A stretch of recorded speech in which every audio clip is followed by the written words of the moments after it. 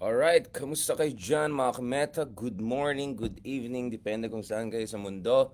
Ayan, early morning naman medyo dito. So bago tayo habol sa mga trabaho at mga engagements natin, sabi ko ano lang tayo dyan. Konting update lang tayo because ang hindi natin na-cover kahapon dito sa Quiboloy saga was yung response ni Sara Duterte, which I think is important because it tells you about yung mga conversations na nangyari sa kampo ng mga DDS, at it also tells you something about anong basa ng mga big political actors or how big political actors or leading political actors are responding dito sa issue na yan. Alright?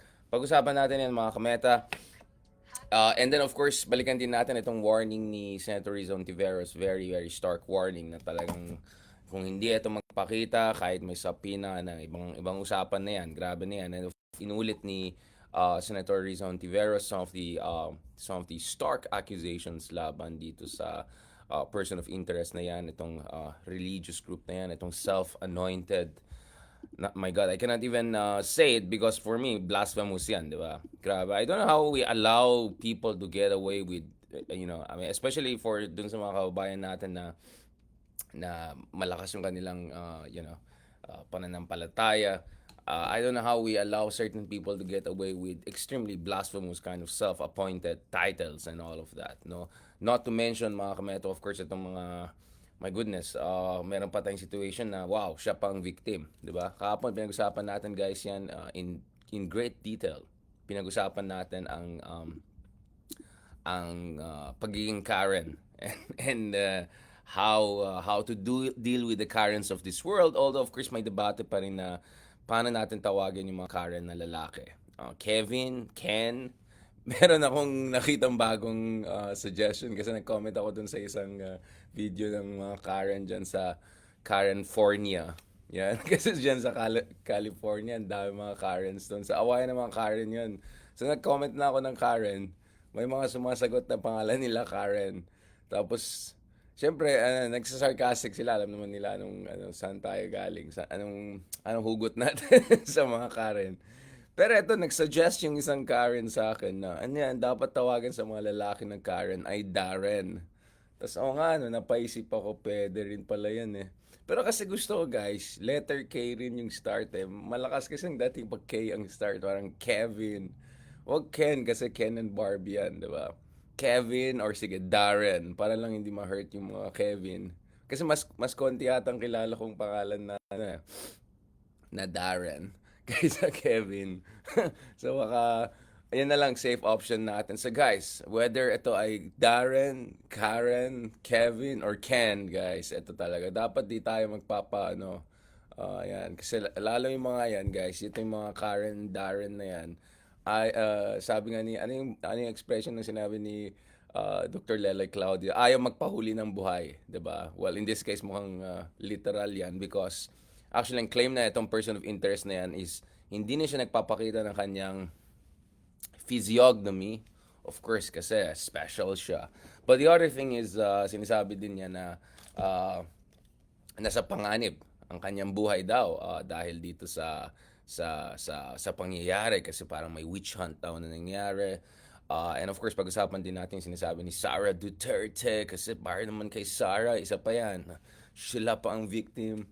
Ang interesting nila kay Sara, pag-usapan natin later on very quickly, is pag nag-video siya na ano yung prepared na video, sobrang maamo, sobrang mabait, sobrang 'di ba? Which is very very different dun sa imahe natin, 'di ba? Sa mga Duterte, especially Sara Duterte. I mean, let's be honest, guys.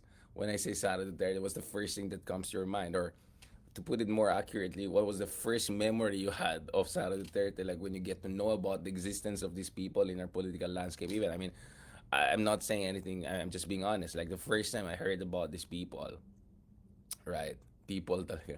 Hindi yung sinapak sa pak na yung fiscal, 'di ba? Doon sa nangyaring demolition dyan sa Davao. This is more than 10 years ago, 'di ba? Na nasa TV patrol all over the place back in the day nung time na mainstream media was still the main source of information. Now, interesting actually guys, kind of segue lang tayo. Suggest ko check the book of Patricia Evangelista, especially the chapter when she discusses this episode because yung book ni Patricia Evangelista, it does a very, very good job, among others, of analyzing the roots of Dutertismo and Duterte approach to politics, DDS even itself. I'm talking about the original DDS, not yung diehard Duterte supporters. And one of the things it does is it also may part dyan na in-interview ni Patricia Evangelista si Sara Duterte, or someone from Rappler interviewed her. And ayon kay Sara, actually, she was, I mean, this is in the book, you can check it yourself.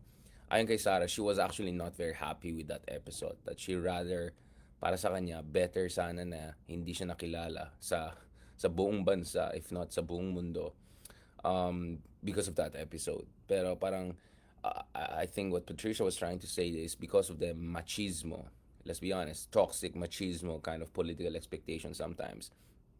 May mga liderato tayo na kababahian na minsan parang napipilitan sila na for the lack of better term, overcompensate, 'di ba? Na may pressure sa kanila to be matapang, especially kung tatay may si Digong, kung sanay ng mga tao sa ganung klaseng politiko. In fairness, I see I'm fair. Yeah, I'm fair. So I don't want to jump into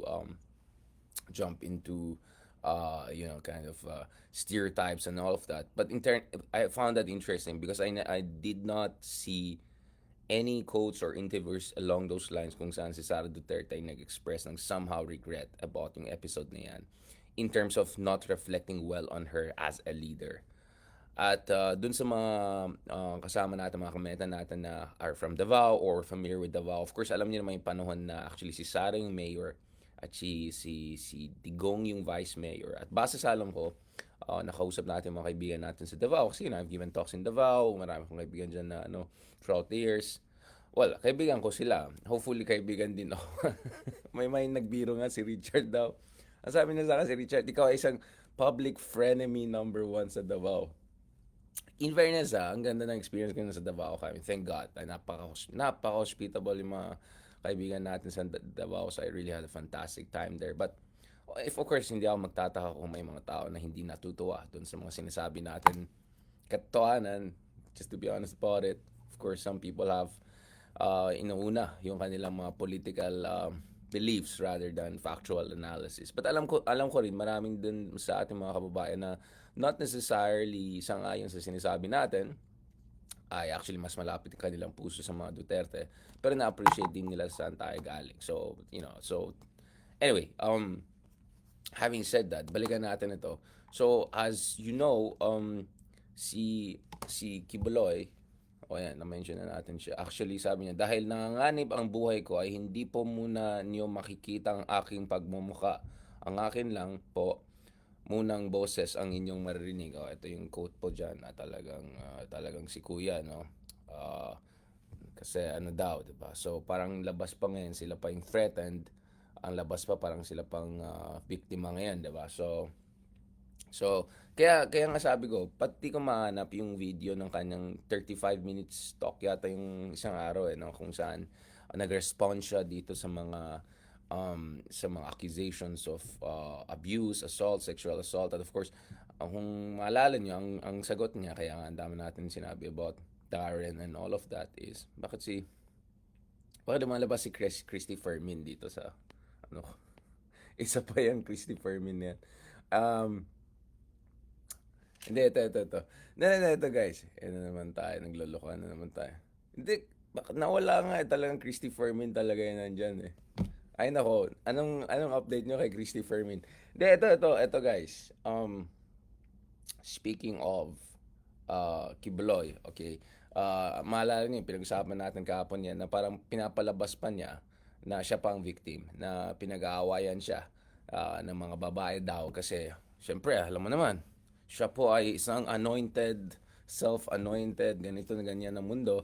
So, pinag-aawayan daw siya ng babae at ginagamit daw siya ng mga babae for, I don't know, lack of a better term, upward social mobility. Now, again, as I said, that's quite a reversal, quite a questionable reversal. Marami sa atin na nakinig dun sa mga hearings sa mga others. At the very least, of course, ang position natin is unless, this is proven in court beyond reasonable doubt, we'll still describe this as allegations. Pero wag niyo kalimutan guys, pagdating sa US Embassy, pagdating sa FBI, pagdating sa mga otoridad dito sa Amerika, para sa kanila, there is preponderance of evidence na nag-engage sa systematic violation of human rights and exploitative practices itong person of interest na yan. Kaya nga si Quiboloy, actually, sinabi niya, isa sa mga kanyang concern is not extradition sa Amerika, meaning Philippine authorities coming in and according to due process, arresting him and then handing him over to the authorities in the United States in accordance dun sa mga provisions of an extradition treaty sa pagitan ng Pilipinas and Estados Unidos. No, ang sabi niya baka mangyari sa kanya is yung parang extraordinary rendition kung saan dadamputin siya at dadalhin siya sa Amerika for cases. Diyos ko, parang biglang naalala ko yung mga ano sa Guantanamo discussion, di ba naalala yung global war on terror, maraming mga tao daw ay na extraordinary rendition all around the world, dinala sa Amerika or dinala sa Guantanamo for. But anyway, I don't know kung may basehan yung sinasabi niya. I think as far as the US is concerned, they want to handle this in the most, let's say, sensible way, and the most sensible way is dadaan ito sa mga otoridad dyan sa Pilipinas, which of course raises again bigger questions about the state of affairs. Kaya nga sabi ko mahalaga yung sasabihin ng mga malalaking political figures in the country, including of course Sara Duterte. Now speaking of Sara Duterte, I said kanina nga, Sara Duterte now I think is trying to project this image of kind of a motherly, cool, calm, collected kind of leader. Kaya ako, I pay very close attention dun sa kanyang mga speeches, sa kanyang interventions, the timing, the cadence, the core message among others. So ang nilalabas talaga dito ng mga ng Duterte camp is this Quiboloy saga is being exploited by certain people who want to take her out as the front runner for 2028 election. So yun yung angle na binibigay ni Sara Duterte dito sa essentially everyone piling on these issues. Now speaking of everyone piling on, I mean, again, as I always said, kudos to Senator Rizzo Ontiveros for really taking the lead on this. And it looks like finally we are at a situation whereby sumasama na yung mga ibang liderato, no? Especially leaders not only sa Senado who are in charge of overseeing a subpoena para may legal enforcement talaga ng itong hearings na to na dapat nagpakita itong tao na to. But we're seeing also in the Philippine House of Representatives, which is not necessarily known as the bastion of fiscalization of abuses and all, to be honest about it, also coming in and saying na nasusuportahan nila. In fairness naman, there are many sincere folks, including si Congressman Adyong, among others, who've also emphasized the need for enforcement of any kind of magpakita talaga ng tao na ito. Dapat may subpoena talaga, talagang dapat may respeto dito sa mga powers of the legislature for summoning people, for questioning people on matters of interest to legislation and matters of interest to the mandato, doon sa mandato ng legislatura. Na anyway, balikan natin ito. I just find this interesting kasi guys, tignan. Ang pag-atake at pagbato ng sari-saring issue laban sa Vice Presidente. So immediately ang entry talaga ni Sara Duterte dito is yung context ng 2020 election. So immediately ang framing nila dito is this is about all politics.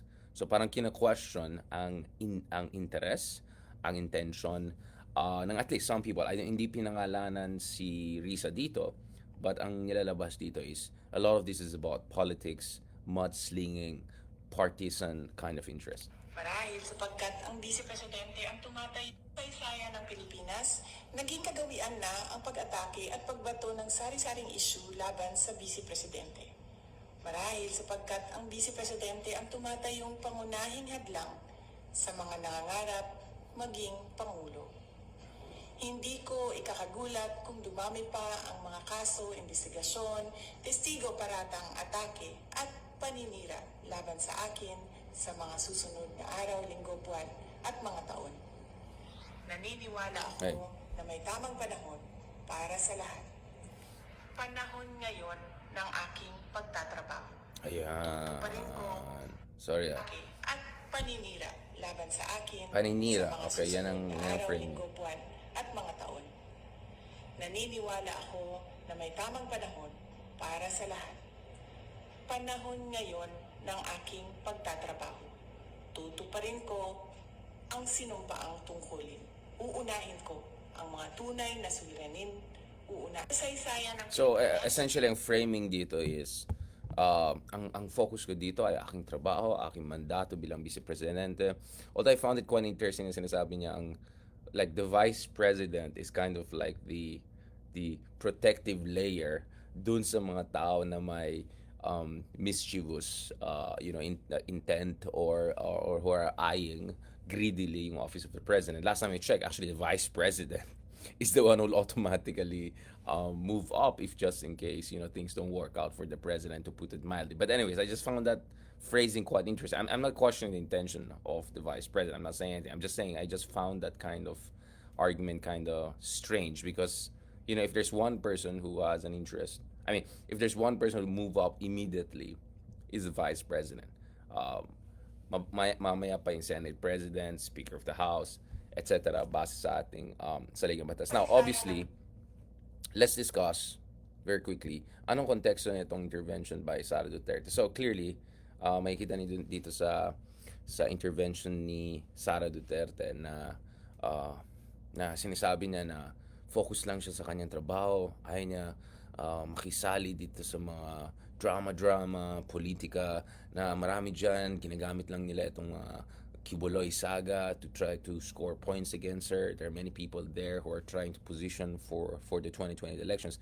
I mean, I don't know. I mean, sino ba tong mga to na nagpo-position for 2020 elections, diba? I mean, um, last time I checked, the one who's leading in the surveys right now na hindi pinapublish for some reason are actually si Rafi Tulfo. And last time I checked, hindi andiyan ba si Rafi Tulfo dun sa mga hearings ni Risa?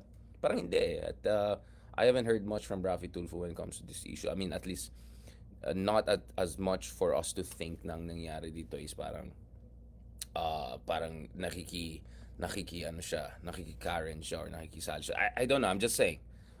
Because there are also a lot of people are commenting here who have no interest whatsoever in 2020 elections, or they're not even in a position to think about the 2020 elections at this point in time, right? Anyway, obviously when it comes to the Duterte Quiboloy issue, one angle is the more direct angle, because dun sa mga nagtestigo laban kay Quiboloy, isa sa mga sinasabi nila is, so ito yung statement ni Sara in Tagalog, isa sa sinasabi ng mga tao dun sa hearings is that si Quiboloy daw nagbibigay ng barel daw or something like that dito sa mga Duterte, etc. So, pag-usapan natin ng shortly yan, no? Ito yung mga accusations, no? Na, ayan, saan, I'm just trying to, ito. Duterte's statement comes after a former member of the Kingdom of Jesus Christ, ito yung ni Quiboloy, sinabi niya sa Senado nung Monday na Duterte received guns daw from Quiboloy when she was still mayor daw of Davao.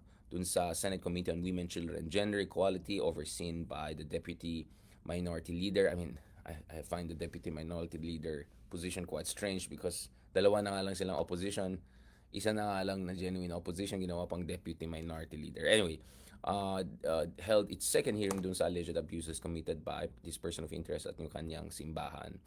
There is this person who went by alias Rene. Sabi niya na he had seen yung ating Vice Presidente at former President Rodrigo Duterte. Bumisita daw sila dun sa bahay ng compound na itong person of interest, dun sa Glory Mountain, kung saan kumukuha daw sila ng bags of guns. So, yun po yung accusation na ninilevel ng itong alias Rene, who also, of course, talk about, among others, itong mga exploitative practices, extremely exploitative practices, allegedly, and even sexual abuses, among others, including against people who are male, right? Biologically male. So, yeah, so yun po yung tinitingnan natin dito. So Ren said he worked as a landscaper dun kay Quiboloy and was physically abused daw, sabi niya. He also testified to being forced by the church to beg for alms on the street, after which he would fork over the money to them. He said na daily quota daw nila is 3,000 pesos. Wow! 3,000 pesos. Saan ka kuha? 3,000 pesos. Wow. Sabi na he was forced to work as a researcher for television network for SMNI din daw without pay. At times daw Quiboloy would allegedly give them allowances of 200 pesos to 300 pesos lang. At si former president naman dun sa weekly show na may called Kikan sa Masa para sa mas. of course, itong SMNI, may show talaga si Digong there. So that tells you about the level of closeness between these two sides, no? Once again lang guys, kailangan ko lang mag-reply dito.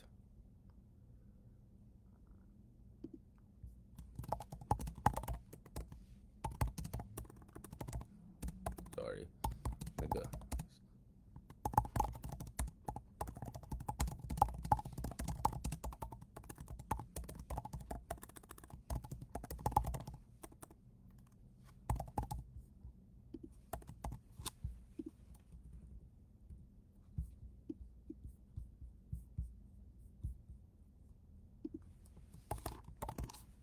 okay, mamaya, wait lang. Okay, anyway, so the first thing is there's this line of accusation from Elias Rene na things have been exchanged, the level of guns and all of that. Kaya itong response ni Sara Duterte. But aside from dito sa bags of gun accusations, allegations ng mga yung mga nag-expose at mga former members ng church na yan, the thing is, of course, it's also the political branding, 'di ba? Pag tinignan mo yung Davao politics, essentially, of course, there's the Nograleses among others. But, hindi sila yung in positions of power over the past decade or so. I remember back in the day, yung si Senior Nograles was the Speaker of the House. I think panahon ni Aroy yun, di ba? Uh, there was a time that you would think the Nograleses are the upward trajectory.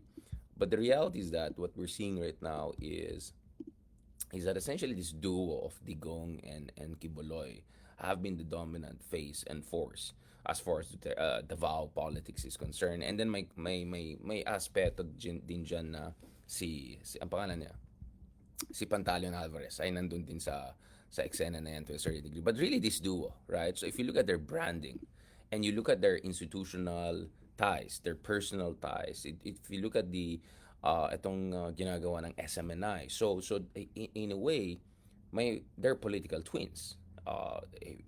They kind of come in package, especially the former president. Ibang usapan niya si Sara, but if you look at the former president, he has a show dito sa SMNI, gikan sa masa para sa masa. Of course, as far as most people are concerned, if you look at dito sa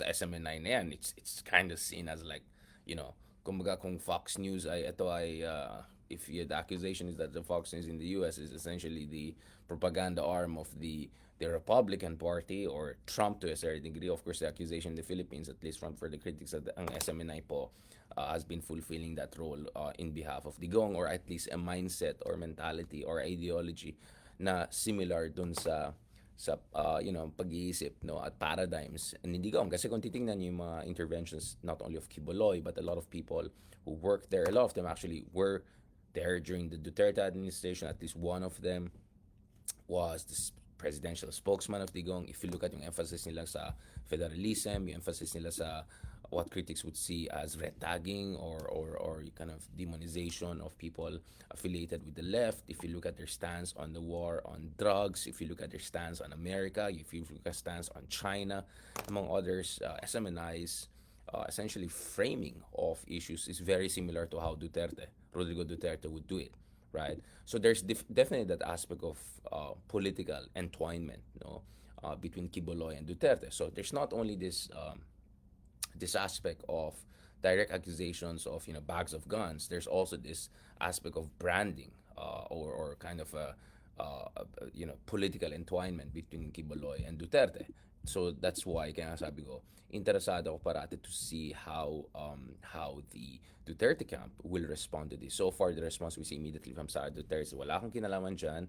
I'm above the fray. I'm just gonna focus on my job. Wag niyo ako idamay dun sa mga ewan nyo. Wala akong kinalaman dyan, and I know yung mga iba, they're trying to drag me into this issue. They have their own political ambitions. Like, what, Riza has political ambitions in 2028? I mean, sabi ko, hindi pa nga settled sa yung leader of opposition. So, anyway, so that's the accusation being levied back at those who are accusing at least Sara Duterte. Let's see what the Gong will say or some of the other Duterte supporters say. But I think on the third level, and this is the important thing. So the first thing is, itong direct accusations of bags of guns na strike down immediately ni Sara Duterte because that has crazy implications. Second is this political entwinement, branding, this whole Quiboloy Duterte kind of package, which we have been quite familiarized with, to put it mildly, over the past decade or so. Pero pangatlo, and importantly, is, as I said, mahirap na hiwalayan itong issue ni Quiboloy dun from the other parallel issue, although quite different in nature and implication, of yung ICC investigations against Digong. Because let's just be honest, if you look at it from a psychological and political standpoint, the person of interest in our discussion went from someone who was seen in many ways as untouchable. I mean, naalala ko yung time ng billboard niya, nandyan sa EDSA, self-anointed son of, my goodness, I mean, my Lord, my God, I mean, I cannot even say it, di ba? Itong tao na to, meron silang media outlet, mga bayani, na, all over the place, doing very well actually online, in fairness, I'll tell you that. This is a person na, di ba parang may back and forth pa with si Vice Ganda ba yan? At some point in time. Tapos, nagsasagutan sila ni Vice Ganda, no? So, I mean, this is a person seen as almost untouchable, right? For a very long time. Not untouchable in the kind of Brahmin caste system way, but untouchable in terms of napakalakas niya. Don't even think about it. And the fact that Riza Hontiveros, itong mga investigations na ginagawa sa Senate, I mean, my goodness, nasaan yung mga ibang senators, nasaan yung ibang figures? Ang tagal na si Riza lang talaga nag-oversee nito. That tells you na almost there was this aura of invincibility, aura of untouchability, no? Invincibility dito around sa person of interest na yan. And then now, suddenly, ang sinasabi ng tao na yan na he cannot even show his face sa videos among others because siguro matrack daw yung kanyang locations or who knows? I mean, right? You can think of many things. Bakit kaya ayaw magpakita ng mukha nito sa video? So this person now is essentially, nagtatago, diba? So that's quite something to go from invincibility to nagtatago. Totally trying to avoid the arm of the state or authorities or any kind of direct scrutiny or tracking down. This is quite something. Go from invincibility and all of that and all that aura of untouchability to this. It's huge. It's a huge psychological and political shift. So I'm not saying it's exactly parallel case because the ICC case is much more complicated. It is not the FBI. It's not the United States. BBM, being BBM, once again sabi, no, hindi kayo magko-cooperate sa ICC and all of that. But then again, mga kameta, you're talking about the former president who was also seen as invincible, who is now not seen as vulnerable necessarily, but also not so invincible, right? So I think that is where there are some people are going to be concerned na baka itong nangyari kay Quiboloy na ito is just a kind of a dry run, right? Or it will pave the way for also a massive move on the ICC front. Now again, katulad ng pinag-usapan natin doon sa mga dating episodes, and I think my good friend and co-host Ronaldo Llamas did a very good job. Sabi niya, iba yung FBI, iba yung ICC, iba yung mga cases na yan. I understand that. But there's also aspect of investigation, some sort of international judicial body or international law enforcement body trying to go after someone who's invincible and trying to go after someone who was part of the core power elite, no? Not long ago. So if the invincibility of Quiboloy is something that is withering away, the question right now is the invincibility of Duterte going to be the next thing? As far as Sara is concerned, she's distancing herself from that. Now, the interesting thing is, as far as Riza Ontiveros is concerned, tuloy-tuloy ang kanyang push dito para sa hustisya. Ang Embahada ng Amerika also released a statement talking about vowing justice, that walang takas dito sa hustisya, kung ano-anong drama dyan, hindi mag-work yan, kahit anong Karen, Darren, Kevin, Ken ang mangyari dyan, hindi mag-work yan dahil meron na silang ebidensya, no? Na they have overwhelming evidence of abuses and all happening, at least ito yung sinasabi ng Amerika. Now, as far as Riza Ontiveros is concerned, she also made it very clear. No? Pag hindi sila nagpakita sa susunod na hearing, March 5, isa-cite ko sila in contempt, aaresto ko siya. Should a subpoena Yan, so mabalaan ko sila, no? Pag hindi sila nagpakita sa susunod. Actually, there's another press conference that Riza Ontiveros did just the other day, no?